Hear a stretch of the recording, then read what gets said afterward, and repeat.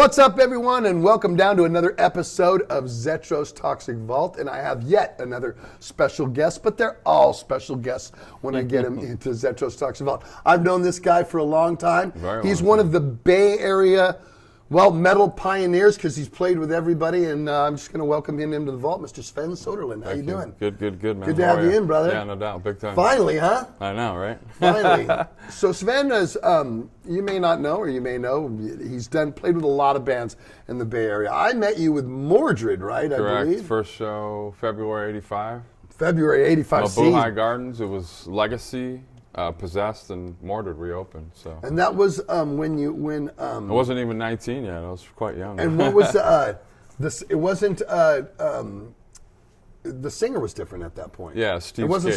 It was Steve. It wasn't Scotty. Yeah. We were more Viking-esque metal. Yeah, you were kind of Viking-esque metal. They went more DJ groove metal to a while. But when you were them, you were, because if I remember right, Steve wore kind of. He was all a Viking outfit, kind of. He had the leather and the spikes and all that. He was all quite dressed the man of war. Exactly. Well, that was big at that time. Yeah. Definitely. And so you played with Mercenary too, correct? After that, I started Mercenary. We put out a demo that sold we had two people in Germany, one fan club in Italy and another one in Denmark. And so we were putting out stuff over there, and it got charted with like Sepultura and Sacred Reich. And so we were right up there in that range, 86, 87, where people were kind of probably the third wave of stuff. But demo trading was still huge at that time. It was. That was selling everything at that point. It was. And so soon after that, me and Danny had disbanded. He joined Mordred, and I kept Mercenary going for a little bit. I had a kid. So I bowed out of music for a couple years. We've all done that. And had a kid as well. And in the 90s, or excuse me, the late 80s, I did a short stint with Lost Rocket. I did the Leatherface thing with them down in LA. Did the soundtrack, the video for the soundtrack, and for MTV, the Headbangers Ball thing. It was a lot of fun. I didn't know that you had a little stint in Lars. Yeah. I think everybody has had. I didn't have a little stint in Lars, but they've definitely gone through it. Yeah, they're awesome. They're fun. Of course. I love them to death. Yeah. I mean, that whole trip in LA was, we did the Foundations. We opened for Suicidal at the Country Club. And that was awesome. Remember Foundations? Yeah, Foundations. They could never get away with that again. And we're talking about Foundations Forum in the late 80s and early 90s.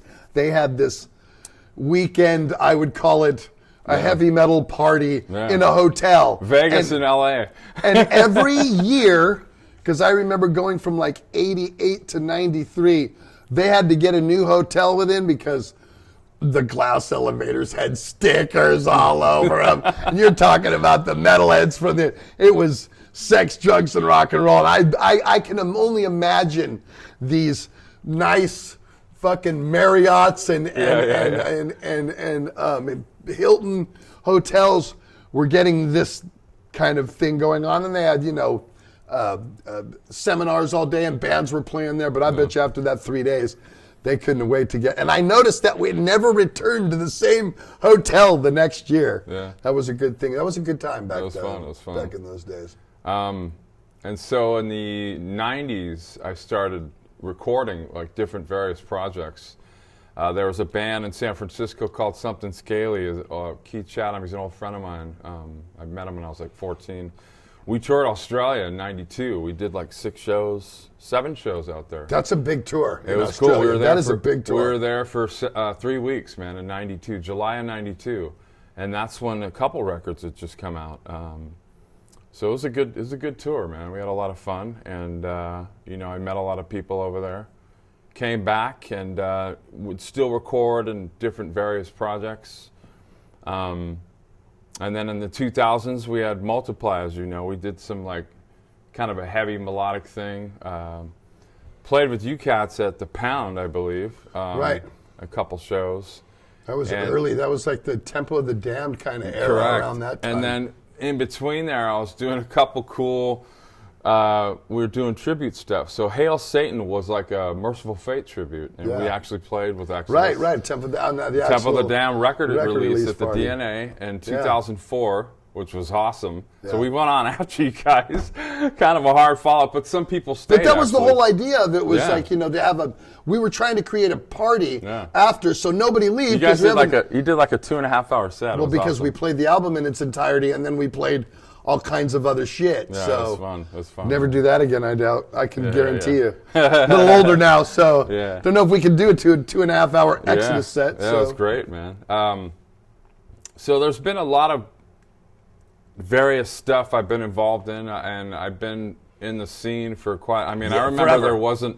there wasn't really a scene. We were doing, let's see, before the old Waldorf, the Metal Mondays in '81. We would do shows at the California Hall. We would go to them and be like Animal Chorus, Leviathan. Yeah, right. And the same Hans thing was Naughty. Totally. I know. And the same thing was happening over in Berkeley. Like Exodus was playing like the Park or whatever when Kirk was in the band. So on both sides of the Bay, it was kind of in its infancy, and there wasn't really a lot of shows. There was miscellaneous shows to go to, like Y&T or whatever, but heavy music wasn't really hitting quite yet. I'll say, to me, Metal Monday was the pinnacle. That's where it was. Tony Isabella and Queenie Taylor started that Metal Monday thing. That's what brought Metallica up here. Many things that because of that Metal Monday, you saw many bands, and it was like a Monday night, and I mean packed in the old Waldorf. And you'd think, whoa, it's Monday. People are going to school and have to go to work and whatever. And that was where, to me, where the Bay Area scene really started to become the Bay Area scene was definitely Metal Monday. First time I saw Metallica was Metal Monday. And Laws Rocket too. So it was just like, you know, for me, I'm a 17-year-old kid that lived out in Dublin, so I'd be traveling 40 minutes out to San Francisco or whatever, or or Oakland or whatever to see the shows, because this is where it was starting to happen. I would go see Y&T too at wherever they would play. You know, it was hard rock. It was something. So the No Remorse tour for Motorhead, when Brian Robertson had joined because Fast just quit. Anvil Chorus got the show that day at the Warfield. So the rehearsal was at the Waldorf, opening for Motorhead. So we go to we were supposed to go to the rehearsal. Because I was there. I went to that. We're supposed to go to the rehearsal. And there was a sign on the rehearsal room that says, "Rehearsals at the Waldorf. We're opening for Motorhead." They got the show that day. It was pretty awesome. Yeah, they were on tour for Iron Fist tour that Eddie. That was the last album he did, because then the next record was Another Perfect Day. Iron Fist and Another Perfect Day with Robo on guitar, and I love that record. Robo's awesome. That's one of my favorite Robos. Come on, Thin Lizzy, come on. Gotta love Thin Lizzy. Gotta love Thin Lizzy. Favorite. Oh, come on, everybody's favorite. I don't get anybody on the show. Any of the old schoolers that don't like Thin Lizzy? You're not an old schooler if you don't like Thin Lizzy. Get the hell out of here. You know what I mean? All of us worship those guys. You know what I mean? So it's like, I mean, you talk to Lars from Metallica. I mean, he'll be like, "Oh God, Thin Lizzy." You know, we're all. That's some big influence on a lot of us hard rockers. Definitely. So a lot of being part of a lot of bands, recording and doing various projects or whatever over the span of like 35 years, which is quite a long time. And then 4 years ago, because I wasn't in an original band, I wasn't playing with anybody at the time, I just started watching videos of like Sinatra and stuff like that, getting into, you know, a different style of music, as you had mentioned earlier. And so I started to watch some videos, and I recorded one myself and posted it on Facebook via Smule. I did a Sinatra tune, and people went nuts, man. Even my rocker friends were kind of partial to it, and I had no idea it was going to get that kind of attention or praise. I was like, wow, this is insane. So my parents were still alive at the time. And, I went up to them in the dining room. I said, "I'm going to start an orchestra." My dad looked at me like I was nuts, man. And within like a few months in 2017, I had 17 people on board to start this project. Started buying scores online, learning a bunch of songs, and we're like 4 years in since 2017 doing this. And well, basically, I mean, I wanted to go over Sven's history because Sven has so much history with the metal scene.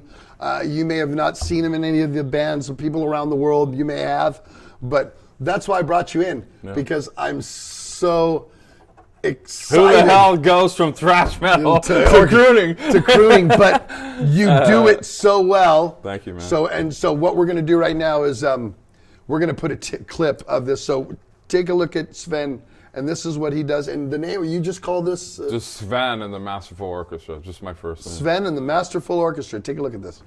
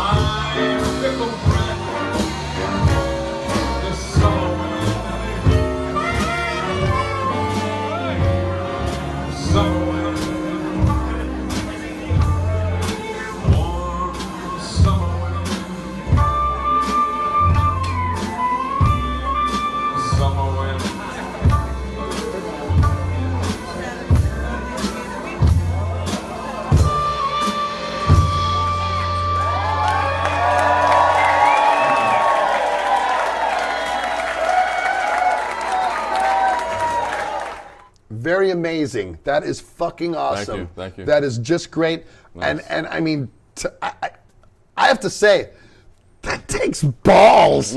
Coming from where you come from, that takes balls to fucking do that. It's funny you say that, because I felt that, like, in the transitional period of wanting to do this, I'm all, how are my metalhead friends going to take to this? But, dude, like half of them here in the scene were at my first fucking show. It's okay to swear on this thing? Oh, are you fucking kidding me?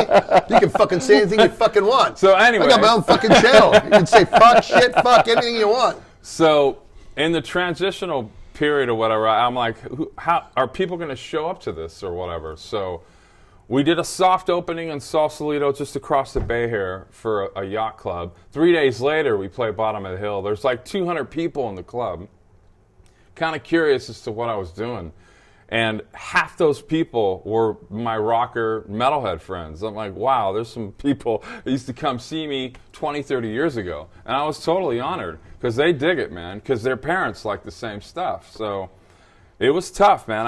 It was definitely a challenge to figure out whether it was going to be accepted or not, you know what I mean? So far, so good, man. I feel really good about it, and, you know.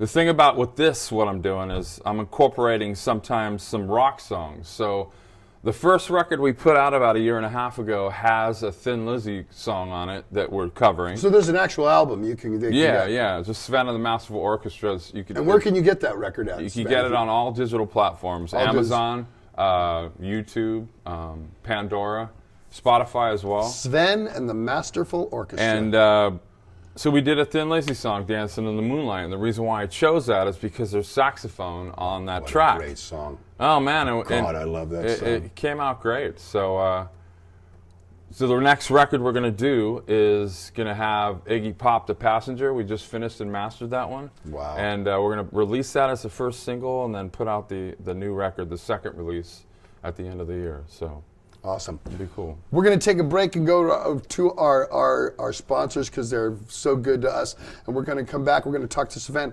We're going to see what it takes to put this thing together when we return on Zetro's Talks About. What's up, everybody? And you want to know where you can go to get your Zetro's Toxic Vault official merchandise? Go to seasonofmist.com. They're in the United States and they're in Europe. Check this out.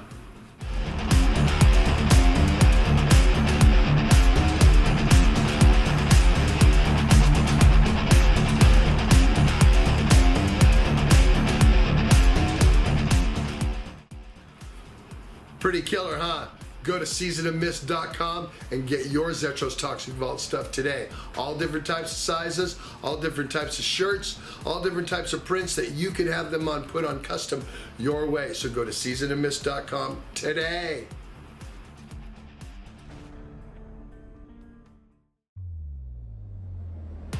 What's up, everybody? Zetro here, and you know I like hot sauce. If you're a metal guy, you're probably you're a burrito guy, because I know all the Exodus guys love to eat Mexican food and love to eat hot food. Well, I have an amazing sponsor for our show, Hella Hot Sauce. They make all different kinds of flavors that actually a lot of their flavors sponsor different musicians or DJs or have different themes to them. You can go to hellahotsauce.com. They got mild stuff, they got medium stuff, and they got really good hot stuff. It's good, burn your tongue right off your fucking mouth stuff. So go to hellahotsauce.com and get some hot sauce today.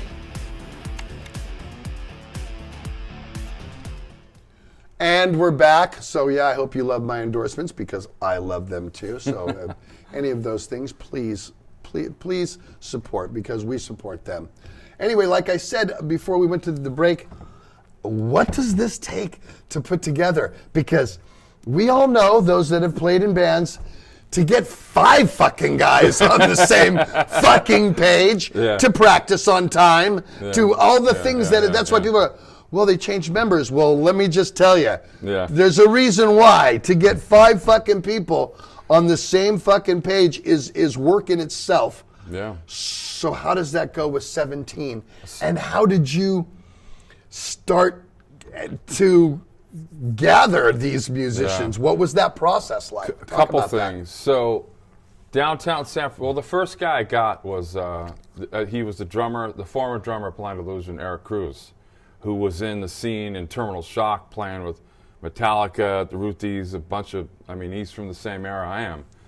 And he was doing this jazz stuff on the side for about 20 years on and off with different projects. And the first initial meeting was him playing down in San Francisco in the summer of 2017. It was called People in Plazas. So there's a thing going on in the city where you would see little patches of bands. I went and saw this project he was in, and at Rincon down in the little shopping thing they got in there. And so I met my future sax player, guitar player, Doug Ellington, who's Duke Ellington's nephew. Wow. He fucking lives in the Bay Area. He does his own thing with his trumpet thing, Doug Ellington and the Nug. It's another project. We're going to go to Europe with them next year. Nice. And do a Scandinavian tour. And a couple other cats. And so I got 3 of those dudes with Eric, so that's 4. And I networked on Facebook, man, and I got 17 within about 6 weeks. And the process is tough because when we were gigging, when we started to play shows, a couple people aren't always going to have their charts going, you know what I mean? I'm missing 3 songs. I'm like, don't tell me See, that. back to those 5 people that aren't prepared. So here I am, suited up at my house, and some cat, I'm not going to mention his name, said, hey, I need my charts. I forgot them. So I'm at home printing out his shit in my suit. And it's the same struggle as being in a metal band. I'm like, you did not just ask me that an hour before we go on. So I had to sit there, print out his thing, and then bring them all, hand them to Manny, who was my roadie at the time, local guy, Manny Lopez. And I go, can you give these to so-and-so? Because I'm about ready to walk through this place. We go on in like 5 minutes, so it's those same kind of struggles, man. And so nothing's changed in the orchestra world, changed. huh? The lingo they use is a little different. When they can't show up, say they call you a week or 2 prior to the gig, they'll say, hey, I can't do it, but I have a sub for you. So typically when you're playing this kind of stuff, they find somebody for you to. You ping them all their charts, and then they'll take over, man. And there's no rehearsing with these cats. There shouldn't be. They should be professionals. Because they read music. that you just put that stuff up in front of them, and then they're ready to go, man. So it's a different vibe. But it's like, oh, we don't need to rehearse like 5 times, so you can get that one part right. It's just you go in, you put the charts up on the thing, or you got like an iPad, and they're good to go, man. So okay, so I want to get to that. Yeah. How flaky are they compared to the metal musician? Are you going to can we give the metal musician any credit? This is actually a huge question because there's thousands of bands. But no, how they are. You know how it is. Yeah. And so, okay, I guess I'll refine the question. Does every show is one motherfucker calling you going, Sven, I left my sides in my car and I need Sven, you got an extra. Can we call the other cello player to see if they have you know what I mean? Is it that? I've ran into a couple things like that. The snags aren't very big. Typically, most of the time, people have their shit together, like they're ready to go. But when I had a piano guy a couple years ago cancel 2 days before the show. 2 fucking days, man. So I go, look, you need to send me your charts. And he didn't give you a referral to another piano guy. He did. He gave me a referral, but 2 days there's no time. You could not do that in a metal band unless you had some other cat who knew your stuff or could learn it. Oh, you couldn't do it? No, not in a metal band. 2 days? No, but because you're reading music, it's a different ballgame, right? Right. So, I mean, you've had like cats maybe 2 weeks. Hey, we're leaving in 2 weeks. Can you learn 10 songs? We're doing a tour of Japan. There's been isolated incidents that I've heard of but that's 2 weeks versus 2 days. Huge difference. So music's a trip, man. I mean, if you read, you could pretty much do anything. But I mean, this stuff, I mean, I'm an ear guy. I don't read charts or I read lyrics, man. I just sort of float over the top. Those little black things, they'll go like this way, and then that's great. What does that mean? That don't tell me shit. Where's the lyrics? I know. How does the song? When do I come in? I come in now, right? Exactly. Right now, start now. Then, I know. So the tardiness of members, it's not in this type of stuff. It's not very prevalent. I mean, it happens, but so I guess because maybe they're more trained, to read and stuff, they're less flaky, they're more reliable. Is that the case? More maybe or less. Because I mean, their gig, if they do that a couple of times in their gig, nobody's going to call them back, right? They need to keep that. I mean, some of these musicians that I play with, they're doing 3 gigs a day, man. 4 gigs. I had this one cat do 4 gigs a day, and then we're doing like a public show. There's like 200 or 300 people coming, and he's got 3 other things that day, and they just rack their brain, and they'll make like a K that day, and like nothing, you know what I mean, $500, $600 in a day, and they're ready to go, man. And they could do, I mean, some of these people that I play with, they're all teachers. A lot of them teach music, and they have 2 or 3 projects on top of that.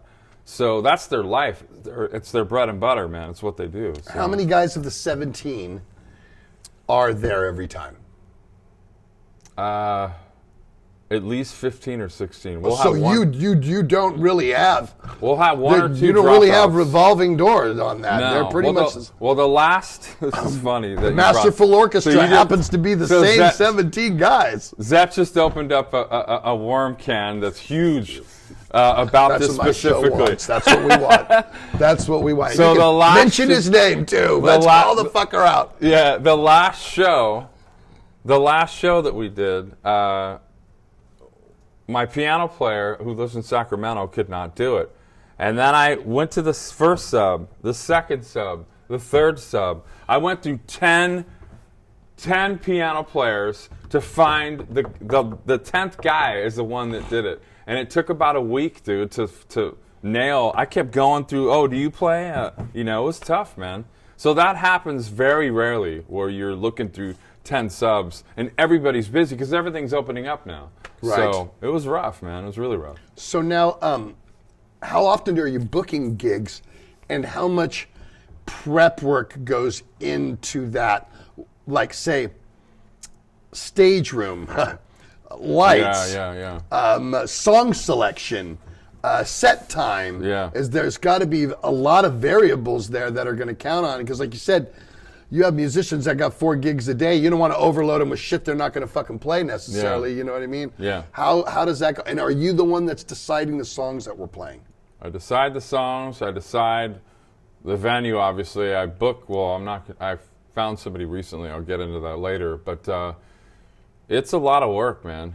So how about sequencing the songs? Because there's now not metal or rock songs. Yeah.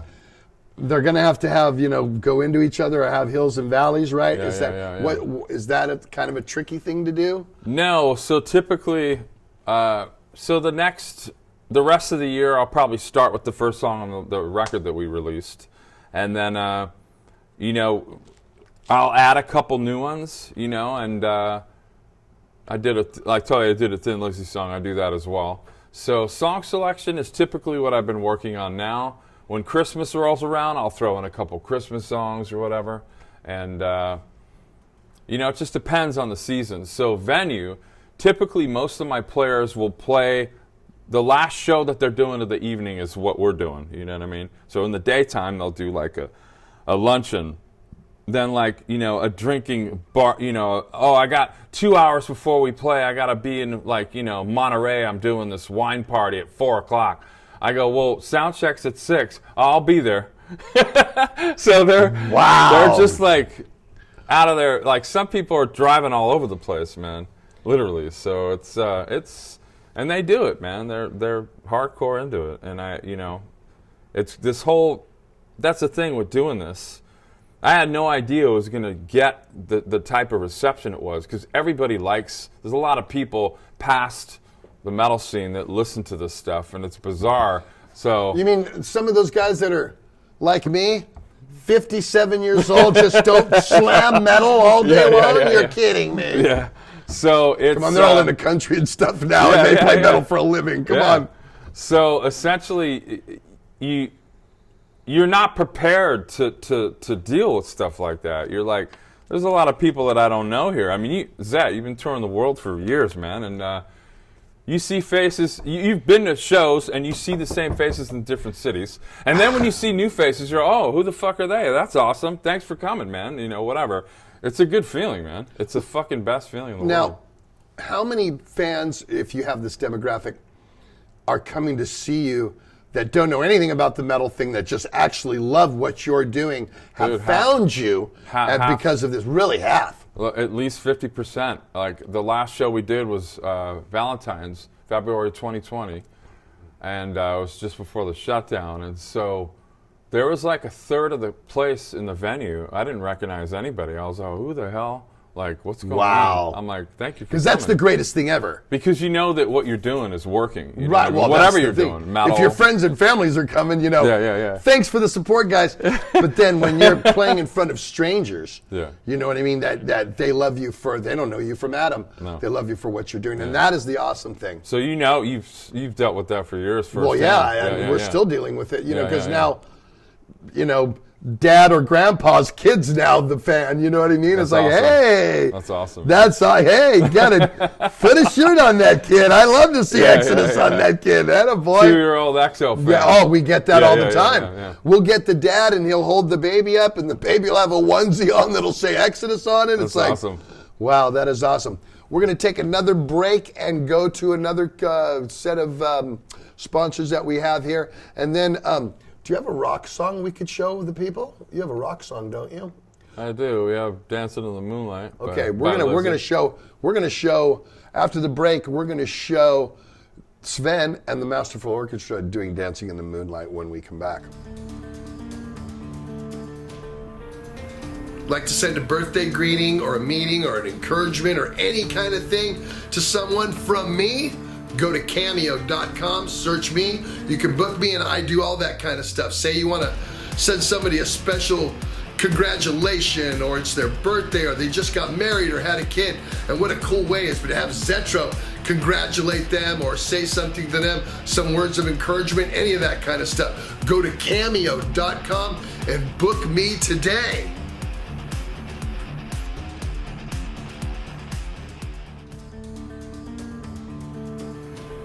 You need to get up in the morning and metal isn't just really rolling you. You need to get yourself some Death Wish coffee. You can get it in any supermarket anywhere, and believe me, this is heavy metal type coffee. This shit will get you rolling hard. You want to get your zippy on in the morning? You got to get up early? Go get yourself some Death Wish coffee. Like I said, it's in every grocery store around the United States, or if not, go to deathwishcoffee.com and get yourself sent some, damn it.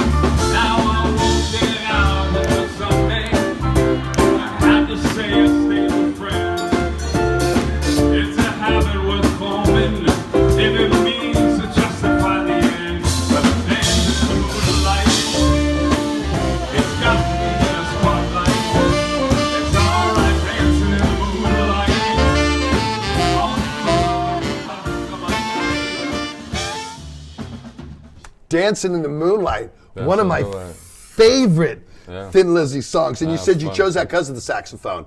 That's my favorite part of the song is the saxophone. Yeah. I'm a huge Lizzy fan, as all of us are. And, you know, it stood out. It swings. It's got sax in it. I had to, man. It's just, and I'm a rocker, man. I you know, and I'm here to bend the fucking rules. I like classics, don't get me wrong.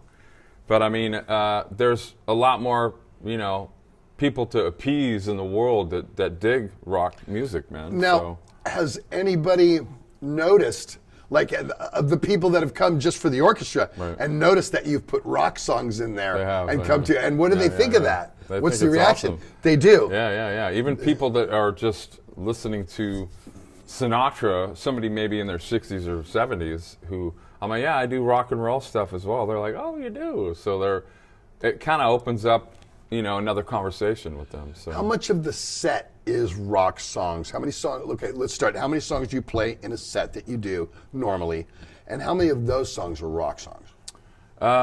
Typically, if we do a 15-song set, maybe just 2. You know, we kind of keep it just like a little tidbit. 2. So okay. Yeah. A couple songs I'm working on. Well, we recorded one my mom recorded in '77. My mom's one of my biggest influences. Of course, all these metal bands and, you know, rock stuff I do is, but biggest influence is my mom. I used to watch them record in the 70s in a studio, Peter Miller Studios over on Union Street. Your mother's a singer? What's that? Your mother's a singer? My mom's a singer and played piano, and my dad played sax and clarinet. So that was already part of the deal there. You know what I mean? Does Pop sit in on it? Does he not put the suit on and sit in? No. Why not? Maybe up there he will. Oh, Pops isn't with us anymore. I'm sorry. Yeah. So that having that influence around of listening to, we're into like Zeppelin, Kiss, Robert Trower, when Ted Nugent, all that stuff. And then my dad be throwing on Weather Report, Benny Goodman, Keith Jarrett. So that jazz stuff was always like here. And then my mom's singer-songwriter stuff and whatever she was into as well. So she was a jazz piano player as a kid. So that was always like the secondary music in the house of us blasting Kiss upstairs or whatever. We would hear that stuff downstairs. So it was a kind of a plethora. I mean, there's a lot of families who had different types of music in the house. So we were one of those families. And singing-wise, people ask me, "Oh, did you take lessons? How did you prepare for being a crooner?"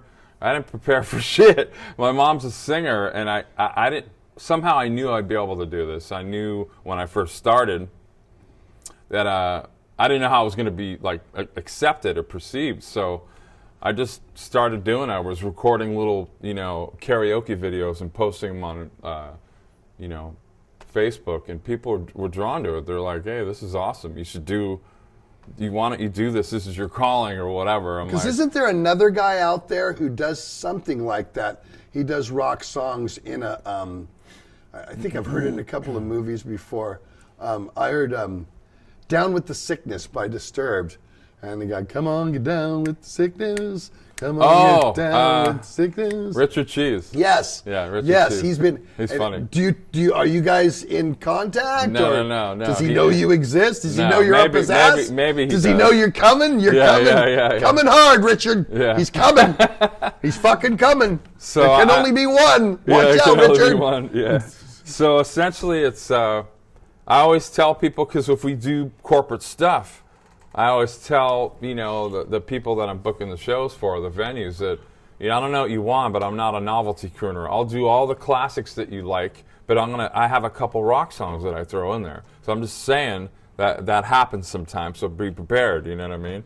And it's not like this loud, searing solo like John Sykes going, But I mean, we love John Sykes' loud searing solos. I just gave John Sykes some promo. I love John Sykes. Come on. We'll do a whole episode on John Sykes, period. We'll go from Tigers on. Come on, dude. Yeah. Talk about the White Snake shit that he wrote. You know what I mean? That nobody knows. Yeah. You know what I mean? He's the vibrato king. Oh, God. He's the man. So there's not stuff like that in there. Although I did solo on that song. That's the solo that you heard in Dance of the Moonlight. I actually did. Wow. And because the guitar player was doing it, and it was kind of like wasn't what I was. I go, all the Thin Lizzy purists are going to listen to this and go, "No, dude." All of your friends. Give me that fucking guitar. All of your friends, everybody. You know what I mean? Yeah. So, Gary Holt to Craig Beerhorst are going to be going, "Wait a minute, Sven. Wait a minute." That's not how it goes. Right. Come on, dude. So I had to, man. I just good for you. You have the chops. Set up the Marshall half stack in the studio and just went for it, man. So what actual rock songs have you done? Well, Dance in the Moonlight. Right. We just finished "The Passenger" by Iggy Pop. Sounds awesome. And we mastered it, so that'll be the first single on the next record. And that'll be released in December, just before Christmas. So it's gonna be cool. We're doing.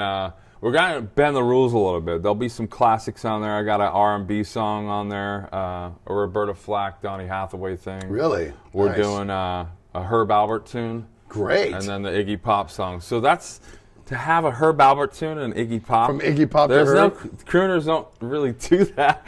So I just want to, I'm just trying to like I said, man, I mean, if people are here, if it works and it sounds good, who cares? Exactly. You know what I mean? There are no rules in what we do. Yeah. Totally, there's nothing but no rules in what we do. Yeah, indeed. We'll talk about all the socials, everything you get, something about Patreon we wanted to talk about, Tim. Yeah, so I'm talking about all this stuff. Starting a Patreon page, and that'll be up literally within a few days here, or less than that.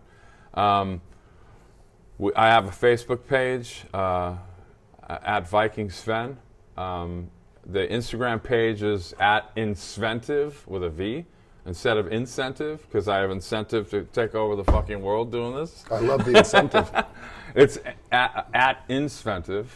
and just trying to spread the word, man. And well, that's why I hopefully got this you record- in. You know what I mean? Yeah, There's a yeah, lot of yeah, people yeah. around the world that watch the Vault, Yeah. and what we do here on the Vault isn't all about interview medals and stuff like that. There's a bunch of things. We have all kinds of different people up front, and this is great because you've been a friend for Long time. for a long, long time, and I've Most been bugging you definitely, about man. it. And what you're doing with this is just absolutely Actually, Tom, amazing. I just gave Tom Hunting, your drummer, a CD a couple weeks ago. 2 days later, he calls me. I'm like, what? Tom, what does Tom want? Tom, what's going on? He goes, dude, that fucking CD was the shit. I was totally stoked, man, because I don't get... Tom's an old friend of mine, but it feels good to have... Because Tom sings, man. He's a great Tom's singer. badass. Tom's an awesome singer. Tom's badass. So to get that phone call from Mr. Hunting was awesome, man. I'm like, thank you, Thomas. I appreciate it. No, you know what? Everybody who has mentioned this to me, or we've talked about, what Sven? You see what Sven's doing? It's like there's not been one fucking person that said, "Yeah, he's spinning his wheels." Yeah. I hear more about people that are starting another metal band than them going, "Yeah, he started another metal band." This actually has got some legs. I think you got something here, brother. Yeah. I think you really do. Thank you, man. I appreciate I think this it. is awesome. Yeah. So you Thank guys, you know what to do. You know to go online, any digital platform you can. Sven, Sven, and the Masterful Orchestra. Go check it out. It's great. It's good stuff. I seen a video of it, and I was like, this was probably a year and a half, 2 years ago, maybe. I'm like, oh, I got to get him on my show. This is great. When did he do this? So, and Your parents are gonna love it too. Talk about do you have anything lined up that we could tell people to come to the we're Bay Area doing. stuff? We're doing. If you're in the Bay Area and you're watching this, Zetro's Toxic Vault, September 3rd, bottom of the hill, we're playing. And the couple of the Mordred guys have a side project called the Emery Villains. They're kind of like a Gene Autry style Western I saw thing. it. I went and saw it at a party a couple of weeks ago. They're going to open. It is great. September 3rd at the bottom of the hill. October 15th at the Ivy Room in Albany. So we're just trying to get some more shows. And we're playing Sweetwater in Mill Valley in November, December. Cool. So, and there's a website or somewhere they can go and check out, or Facebook. Sven in the just hit my page, Sven Soderlund SF, and or at Viking Sven. It'll take you right to the page, and you'll see all the information. So that is just awesome. Yeah. Thank you for coming in. Indeed, this brother. Has been so fucking cool Thank having you in. You guys know what to do. Go check him out. I need to hear your comments on that. In fact, I want you to go listen to it and leave me some comments, because me and Walter need comments to have we do an episode where we just do viewers' comments, and cool. I react to that. Yeah. And obviously, if you have not subscribed, we are this close to 10,000 subscribers on Zetro's Toxic Vault. I want to thank all you guys who have subscribed and share my page always, because there's going to be more of this kind of stuff and more interviews coming up, and more of me and Walter reviewing shitty horror movies and that kind of stuff that I know all of you guys just love. Yeah. So keep it coming. Share the page, and we'll bring you back again. Yeah, we can have you back when the Yeah. next record comes out. How about that? Indeed. We'll bring you Sounds back good. and we'll talk about Yeah. that. Good. All right. Good, You good, guys good. know what to do, and we'll see you back here again in Zetro's Toxic Vault. Thank See you. you then. Cheers. Thanks.